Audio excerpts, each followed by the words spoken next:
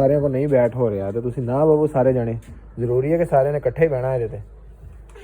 ਚਲੋ ਜਿਹੜੀ ਜਦੋਂ ਪਿੱਛੇ ਨੂੰ ਉਲਟੀ ਨਾ ਫਿਰ ਤੁਹਾਨੂੰ ਪਤਾ ਲੱਗਣਾ। ਉਹ ਦਿਖਾ ਔਰ ਤਾਂ ਦਿਖਾ ਨਾ ਅੱਗੇ ਨੂੰ ਕਰਾਂ ਫਿਰ ਵੱਡਾ ਕਰਨਾ ਦਿਖਾ।